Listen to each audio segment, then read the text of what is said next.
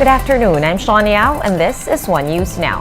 A massive fire razed the historic Manila Central Post Office late Sunday night. Here are the details.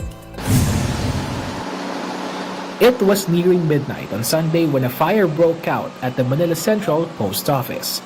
Thick smoke billows from the building's basement greeted the firefighters when they arrived. Despite putting smoke exhaust fans, the plumes never seemed to end. At 1 in the morning, the firefighters put up their breathing apparatuses to venture inside the building.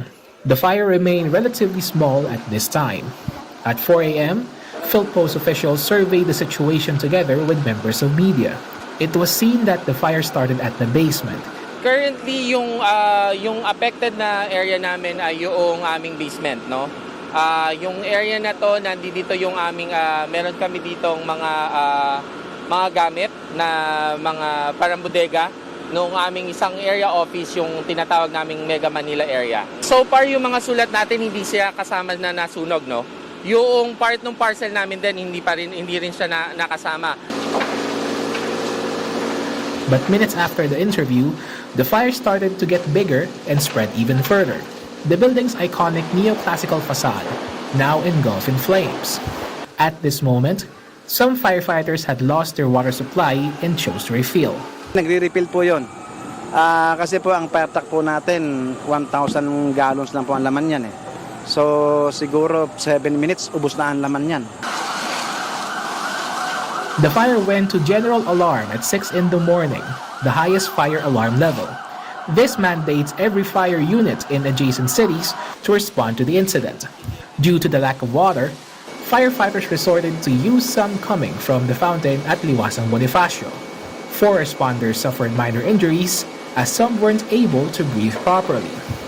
PhilPost said that the whole building suffered damage, as well as letters and parcel, and even important memorabilia were not spared.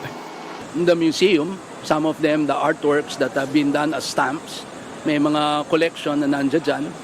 So, medyo yun, wala yun. The collections and the paintings, some of it, medyo nasunog din yan. The BFP estimates the cost of damage to be at 300 to 500 million pesos. Investigation is still ongoing as to what caused the fire. The Manila Post Office is historical on its own. It was battered during World War II in 1945 and was rebuilt in 1946 after the war.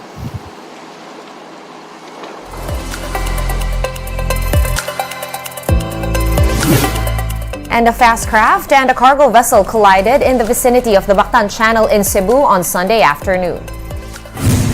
According to the Philippine Coast Guard, the MV St. Judiel was headed to Cebu port from Ormoc City when it experienced a steering casualty and engine trouble and collided with the cargo vessel LCT Poseidon 23. Around 198 passengers were on board the ferry. The Philippine Navy said around 28 passengers were injured. The PCG Central Visayas will be conducting a marine casualty investigation into the collision.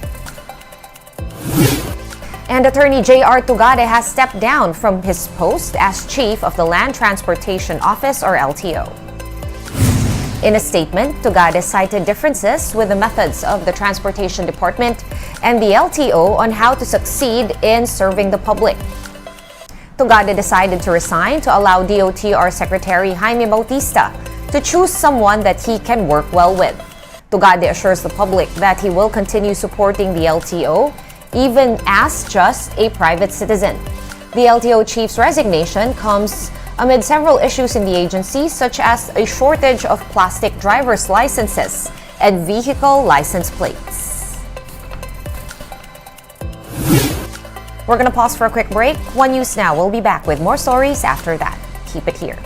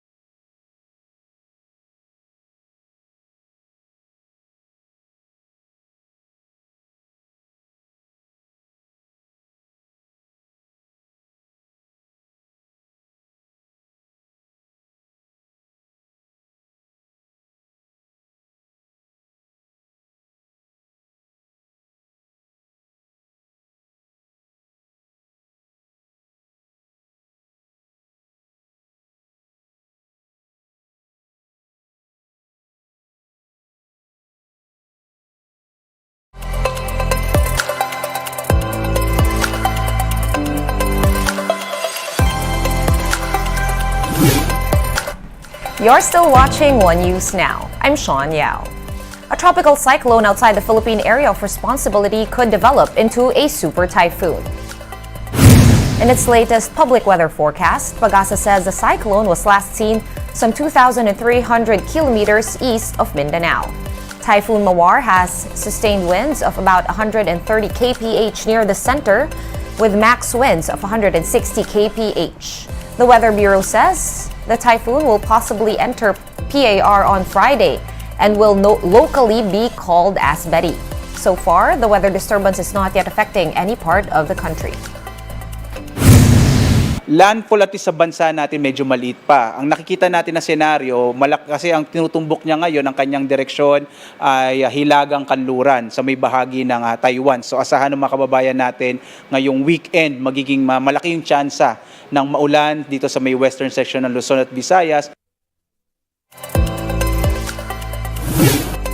And the Agriculture Department will be implementing what it calls a cold storage price for onions to bring down retail prices. According to DA Assistant Secretary Christine Evangelista, stakeholders have agreed on a cold storage price or wholesale price of 115 pesos per kilo for red onions and 100 pesos for every kilo of white onions. The DA is expecting to implement suggested retail prices for onions. Under the agreed-upon SRP, red onions should sell for about 150 pesos per kilo, while white onions should be priced at around 140 pesos per kilo. This aims to bring down retail prices of onions, which have reached 200 pesos per kilo in markets. The DA is expected to implement onion SRPs today or tomorrow. Retailers did not have access also dun sa tamang presyo ng sibuyas, kaya hindi po sila makasunod dun sa ating suggested retail price. With fixing yung bottleneck sa cold storage, which is parang wholesale price din po lumalabas, then we believe that this is going to be already fair sa ating retailer para po sila makasunod sa tamang presyo. Let's now take a quick look at today's other top stories. The camp of suspended Congressman Arnie Teves will request the House Committee on Ethics to allow him to attend the hearing via video conferencing. The committee is set to convene tomorrow as Teves' 60-day suspension ends today. The Health Department has logged 7 more cases of the COVID-19 subvariant Arcturus. This brings the total number of Arcturus infections in the Philippines to 11. The Trade Department has assured the public that there will be no increases in the price of basic necessities and prime commodities in the near future. And as for the issuance of a new suggested retail price bulletin, the DTI says it will depend on the situation. One News Now will be back at 3 p.m. I'm Sean Yao. We are One News.